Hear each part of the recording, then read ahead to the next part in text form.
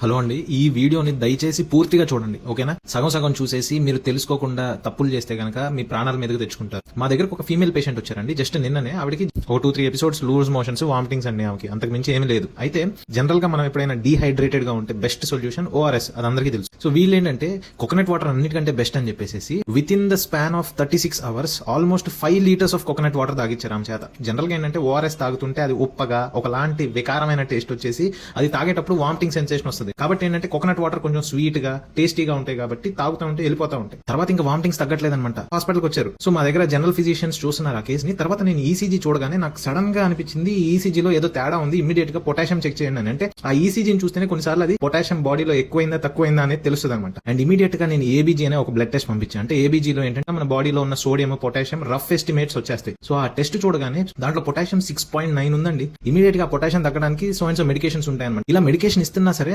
ఆవిడకి తట్టుకోలేకపోతున్నారు అనమాట. ఆవిడకి heart rate up and down అయిపోతుంది. సడన్ గా హార్ట్ రేట్ 50-55 వచ్చేస్తుంది. తర్వాత హార్ట్ రేట్ పెరిగిపోతుంది. తర్వాత ఎరిథమియాస్ అంటారు, అంటే హార్ట్ రేట్ ర్యాపిడ్ గా కొట్టుకోవడము. ఎక్టోపిక్ బీట్స్ అంటారు, వెంట్రికులర్ ఎక్టోపిక్స్ అంటారు. అసలు లిటరల్లీ మీరు నమ్మరండి, ఈ స్టేజ్ లో one small mistake will lead to the death of that patient. Potassium ఎంత డేంజరస్ అంటే బాడీ నార్మల్ గా ఉండే మనిషికి నార్మల్ గా పొటాషియం 3.5 to 5.5 అరౌండ్ అప్రాక్సిమేట్ గా ఉండాలి. నా పొటాషియం కనుక 2 గానీ 1.5 గానీ అయితే నేను చచ్చిపోతా. ఆ పొటాషియం కనుక 7-8 వెళ్ళిపోయి కొంచెం ఎరిథమియా వచ్చిందంటే నేను చచ్చిపోతా. అంటే బాడీ మొత్తం నార్మల్ గా ఉండి ఓన్లీ పొటాషియం వల్ల చచ్చిపోతారండి జనాలు. ఇది తెలియక జనాలు ఎండాకాలంలో డీహైడ్రేట్ అవగానే కొబ్బరి నీళ్ళు మంచి అని పల్లెటూళ్ళలో కూడా అండి వడదెబ్బ తగిలిందని చెప్పేస్తే ఓఆర్ఎస్ తాగిచ్చండి. ప్రతి గవర్నమెంట్ హాస్పిటల్, ప్రతి పిహెచ్సీలో ఉంటే, లేకపోతే ఫార్మసీలోకి వెళ్ళి ఓఆర్ఎస్ పౌడర్ అండి. దయచేసి ఓఆర్ఎస్ డబ్బాలు, టెట్రా ప్యాకులు తాకండి. అవి కాదు, పొడిని నీళ్ళలో కలుపుకొని 1 లీటర్ బాటిల్లో నీళ్ళలో కలుపుకొని తాగే ఓఆర్ఎస్ ప్యాకెట్స్ ఉంటాయి. 100 ml ఓఆర్ఎస్ లో అరౌండ్ 20 milligrams ఆఫ్ పొటాషియం ఉంటుందండి. కానీ అదే 100 ml ఆఫ్ కోకోనట్ వాటర్ లో 250 to 280 milligrams ఆఫ్ పొటాషియం. అంటే ఎంత ఎక్కువ తాగారంటే ఆవిడ 5 లీటర్స్ ఆఫ్ కోకోనట్ వాటర్ లో అరౌండ్ 14,000 milligrams ఆఫ్ పొటాషియం ఉంది. అంటే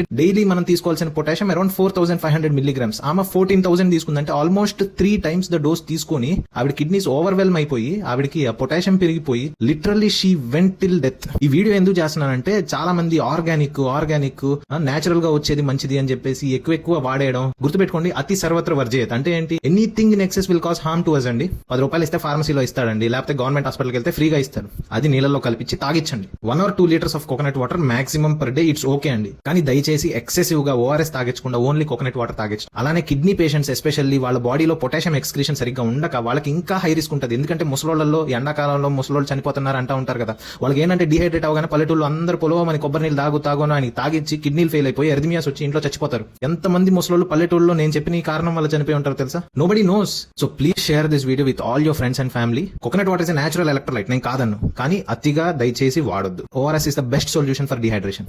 share this video with all your friends and family.